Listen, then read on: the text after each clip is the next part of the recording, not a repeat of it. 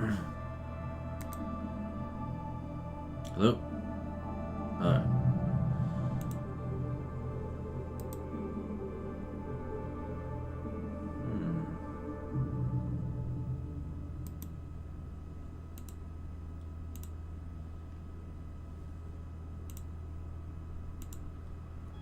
Hello?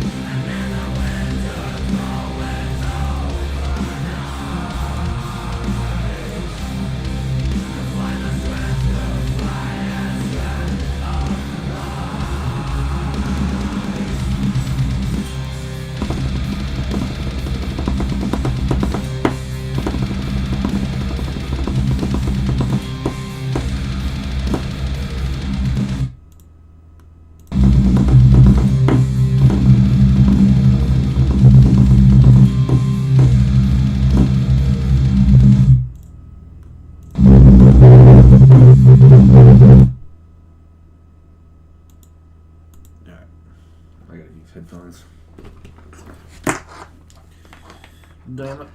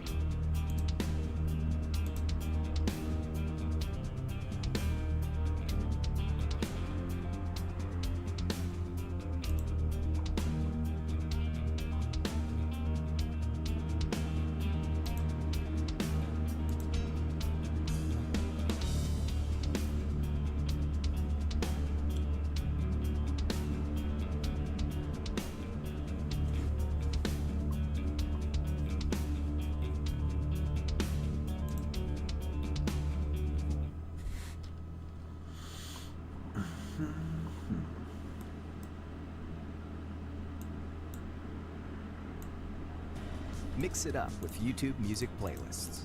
Discover new music and find old favorites with playlists made for any moment. Explore YouTube Music today.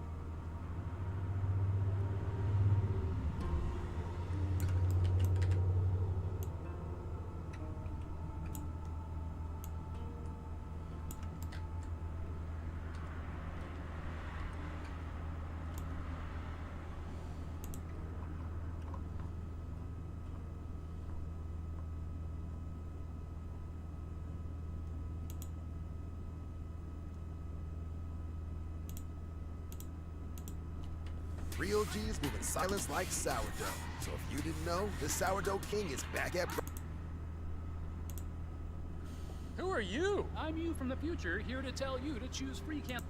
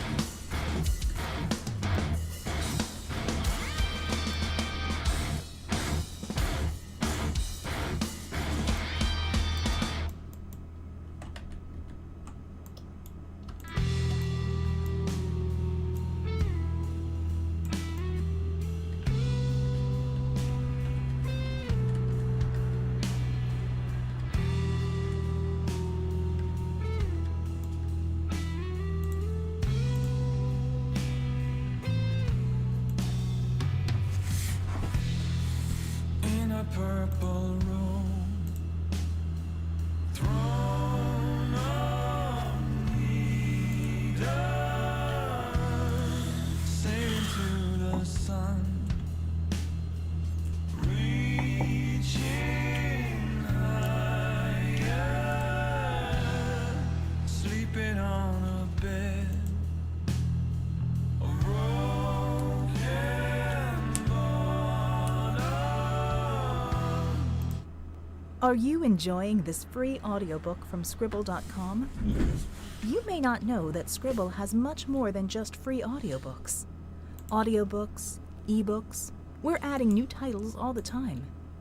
You can skip these ads and get higher quality audio files by purchasing audiobooks on Scribble. Even better, every audiobook you buy from Scribble comes with the ebook at no additional charge. Visit us at Scribble.com. H.P. Lovecraft. Read by Mike Bennett.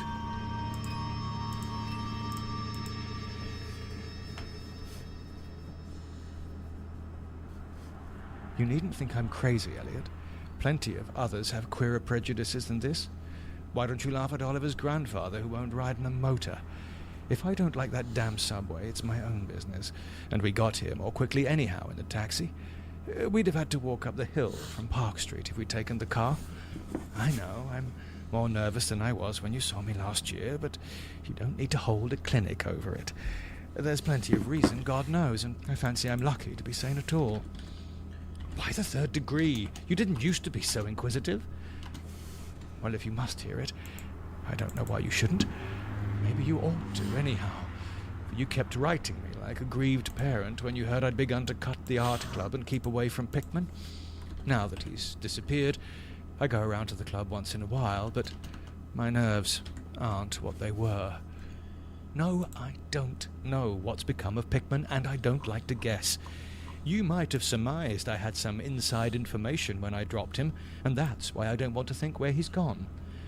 Let the police find what they can. It won't be much, judging from the fact that they don't know yet of the old North End place he hired under the name of Peters. I'm not sure that I could find it again myself. Not that I'd ever try, even in broad daylight. Yes, I do know, or I'm afraid I know why he maintained it. I'm coming to that. And I think you'll understand before I'm through why I don't tell the police. They would ask me to guide them.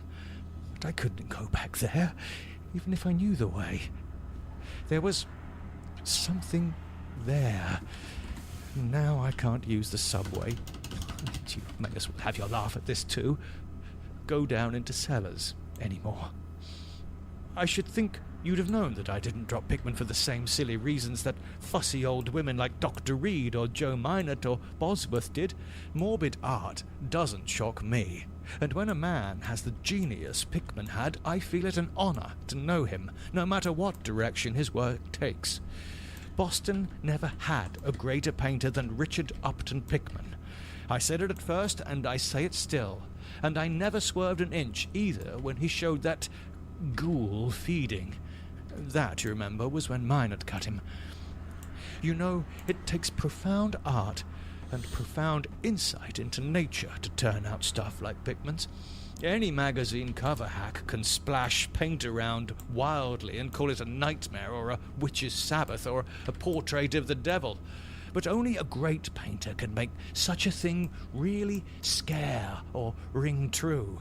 That's because only a real artist knows the actual anatomy of the terrible or the physiology of fear, the sort of lines and proportions that connect up with latent instincts or hereditary memories of fright, and the proper color contrasts and lighting effects to stir the dormant sense of strangeness.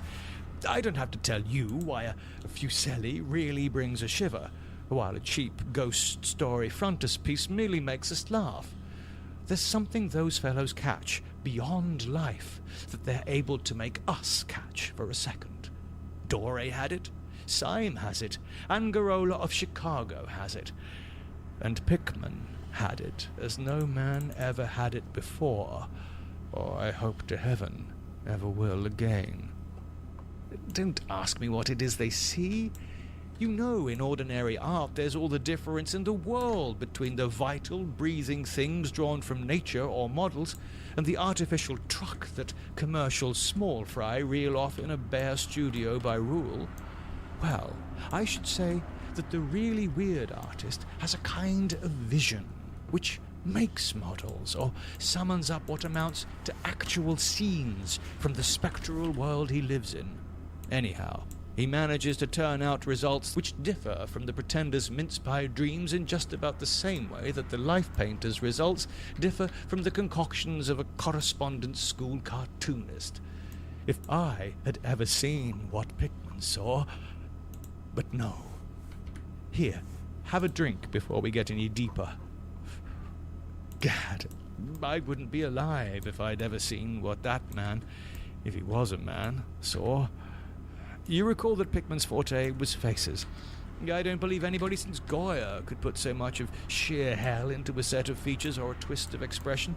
And before Goya, you have to go back to the medieval chaps who did the gargoyles and chimeras on Notre Dame or Mont Saint-Michel. They believed all sorts of things, and maybe they saw all sorts of things too, for the Middle Ages had some curious phases. I remember you asking Pickman yourself once, the year before you went away, wherever in thunder he got such ideas and visions. Wasn't that a nasty laugh he gave you? It was partly because of that laugh that Reed dropped him. Reed, you know, had just taken up comparative pathology and was full of pompous inside stuff about the biological or evolutionary significance of this or that mental or physical symptom. He said Pickman repelled him more and more every day, and almost frightened him toward the last, that the fellow's features and expression were slowly developing in a way he didn't like, in a way that wasn't human. He had a lot of talk about diet and said Pickman must be abnormal or eccentric to the last degree. I suppose you told Reed, if you and he had any correspondence over it, that he'd let Pickman's paintings get on his nerves or harrow up his imagination. I know I told him that myself. Then. But keep in mind that I didn't drop Pickman for anything like this. On the contrary, my admiration for him kept growing, for that ghoul feeding was a tremendous achievement. As you know, the club wouldn't exhibit it, and the Museum of Fine Arts wouldn't accept it as a gift, and I can add that nobody would buy it. So, Pickman had it right in his house till he went. Now his father has it in Salem. You know Pickman comes of old Salem stock, and had a witch ancestor hanged in 1692. I got into the habit of calling on Pickman quite often, especially after I began making notes for Monograph on weird art. Probably it was his work which put the idea into my head, and anyhow, I found him a mine of data and suggestions when I came to develop it. He showed me all the paintings and drawings he had about, including some pen and ink sketches that would, I verily believe, have got him kicked out of the club if many of the members had seen them. Before long, I was pretty nearly a devotee, and would listen for hours like a schoolboy to art theories and philosophic speculations wild enough to qualify him for the Danvers Asylum.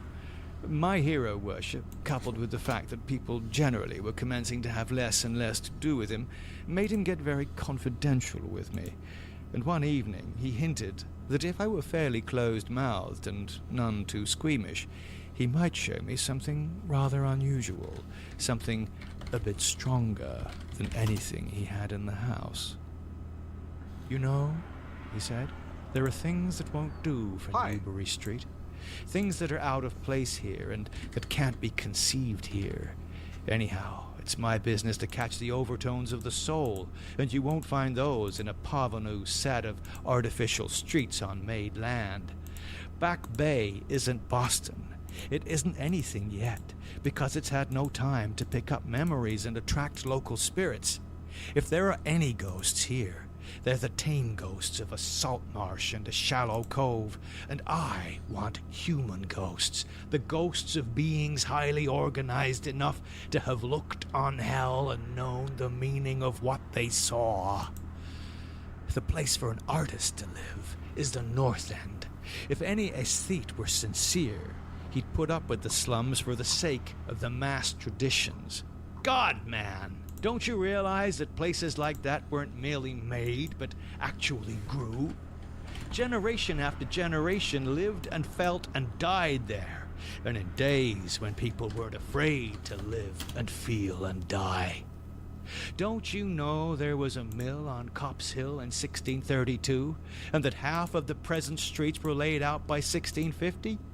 I can show you houses that have stood 2 centuries and a half and more. Houses that have witnessed what would make a modern house crumble into powder.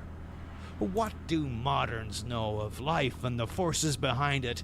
You call the Salem witchcraft a delusion, but I'll wage my 4 times great-grandmother could have told you things. They hanged her on Gallows Hill with Cotton Mather looking sanctimoniously on. Mather, damn him, was afraid somebody might succeed in kicking free this accursed cage of monotony. I wish someone had laid a spell on him or sucked his blood in the night.